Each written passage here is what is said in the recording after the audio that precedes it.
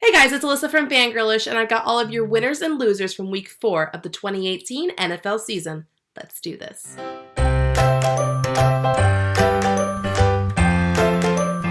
We're now one quarter into the 2018 NFL season, and there are several things that I know.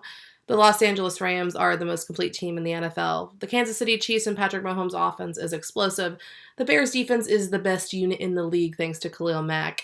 And the Arizona Cardinals and the Pittsburgh Steelers are crumbling, and Minnesota and Tampa Bay are in some really serious need of defense. It was another entertaining week in the NFL, so here are my winners and losers from week 4 of the 2018 NFL season. First up, here are my winners from week 4 of the 2018 NFL season. Mitch Trubisky. Can some of y'all stop with this bust after 4 games and a new offense crap? Mitch Trubisky silenced his haters with a 6-touchdown performance against the Tampa Bay Buccaneers. Yes, I know that the Buccaneers defense is bad, but it's not so much about that as it is about what Trubisky flashed and what can really happen when he is in a groove, and it makes you just wonder what's going to finally happen when he finally understands this offense, when he's in year 2 of this offense. Trubisky was the first quarterback in NFL history, yes, the first in NFL history, to throw for over 350 yards, rush for 50 yards, and throw 6 touchdowns. Here is to many more, maybe not 6 touchdown games, but flashes like this. Jared Goff. While we're on the topic of screw the people that are hating on young quarterbacks, screw the people that say that Jared Goff is a system quarterback. Jared Goff continues to flash brilliance and complete understanding and mastery of Sean McVay's offense in his second year in this offense. The Rams' offense is one of the most explosive in the league and the most well-rounded, and you can see how everything's starting to click. Goff made the Vikings defense look like the Tampa Bay Buccaneers defense, which is pretty fucking bad. And he tossed for 5 touchdowns and over 450 yards in a winning effort. And you just continue to wonder how, with more time, just how explosive this offense is going to be. And Goff, for that matter. The Tennessee Titans. In case you haven't been paying attention, the Tennessee Titans have quietly been sneaking up on everybody. They sit atop their division at 3-1, having just beaten the Jacksonville Jaguars and the defending Super Bowl champion Philadelphia Eagles. So the games they've been playing, they're no gimmies. This team looks to be a potential contender this season, and this is without Marcus Mariota at 100%. The New England Patriots. Forgive me, Father, for I have sinned. I have doubted the New England Patriots just 3 weeks into the NFL season. How dare anyone, including myself, doubt the Patriots, Bill Belichick, and Tom Brady? Yes, after even going on a 2-game losing streak, including where they lost to the Detroit Lions. How is it possible to doubt the Patriots after everything that they've done? And the people that were already crowning the Dolphins AFC East champions? Well, the Patriots left you a 38-7 gift on your doorstep. Ezekiel Elliott. Just in case there was any doubt who is the strength of the Dallas Cowboys offense, let's make it clear it is Ezekiel Elliott. Dak Prescott, who, without Elliott, this Cowboys offense just does not gel. Elliott added 240 all-purpose yards, including 152 yards on the ground, 88 in the air, and 1 score. So, again, in case you're wondering, it's Ezekiel Elliott. The Baltimore Ravens. It's always a win when you can go into Pittsburgh and beat your division rivals on Sunday Night Football, but it's even better when you can prove doubters like myself wrong with just how well you're doing this season. The Baltimore Ravens are set at 3-1 atop the division with the Bengals. Currently, the Bengals hold the tiebreaker, but right now, 3-1, tied for first technically, and things are certainly looking up for the Ravens. The Cincinnati Bengals. Remember when Marvin Lewis was almost fired last season and I said he had no place being the Bengals head coach? Well, guess who got the last laugh? Certainly not me. Well, the Bengals currently sit atop the AFC North at 3-1, having just come off a 37-36 shootout victory over the Atlanta Falcons. And this Bengals team, pretty damn impressive, and not just for helping get the Buffalo Bills into the playoffs last season. The Houston Texans. Winless no more. Who knew all it took was a gutsy call from the other side of the field to get you that first victory? The Houston Texans got their first victory of the season in a 37-34 overtime victory over the Colts.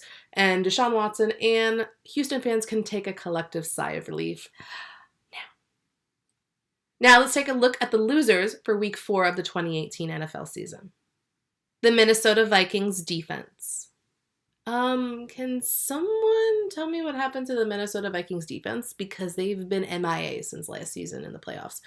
Dating back to those last two playoff games, the Vikings have given up an average of 28.6 points per game. The same Vikings defense that was the best unit in the league last year. In the last 3 games this season, they've given up 96 points, including 38 to the Rams. Help wanted in Minnesota. The Tampa Bay Buccaneers. Maybe Dirk Cutter was right when he said that everybody on that field should have been fired after Sunday's atrocious game against the Chicago Bears. Yeah, the Bears have the best defense in the league. They have an offense that it feels like they're finally starting to click. But the Buccaneers had no business playing football on that field. It feels like from the first series, they were just completely deflated. The defense gave up 6 touchdowns in about about 3 quarters. And it just looked like they had no answers for anything. And the Fitzmagic finally wore off, and then Jameis Winston came in, and then it was a dud, and then, it's really bad in Tampa. Really bad. The Saints defense. It's no secret that a well-rounded team will get you far in the NFL.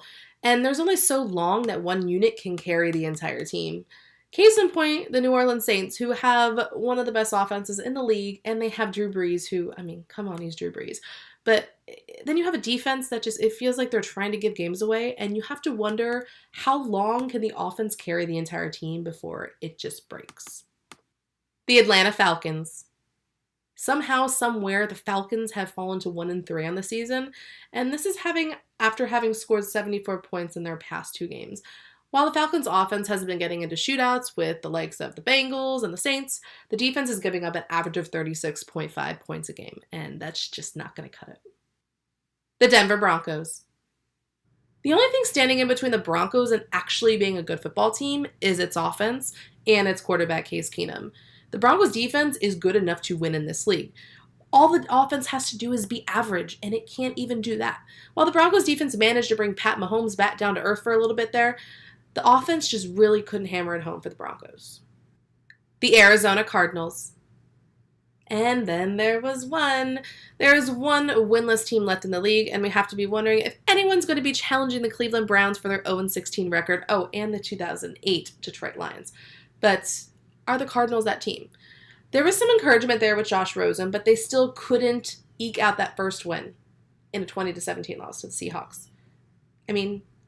At least there's promise, right? Maybe they won't finish 0-16. Frank Reich. So Frank Reich made a decision that I feel like a lot of NFL coaches would do when, in overtime, they decided to go for it on 4th and short. Didn't convert. Ended up giving Houston the ball back. Houston drove 15 yards and kicked the game-winning field goal. Okay, so yeah, it looks pretty bad from the outside without context. But when you look at it, overtime, the waning minutes of overtime, would you want to tie or do you want the win? And Frank Reich himself said, we're not playing to tie, we're playing to win. And I completely respect that. But the simple fact of the matter is that, yes, he did cost his team a game.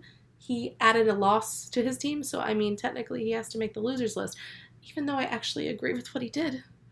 Don't forget to watch my weekly NFL winners and losers right here on Fangirlish. And don't forget to hit subscribe for this and more Fangirlish originals. Thanks for watching.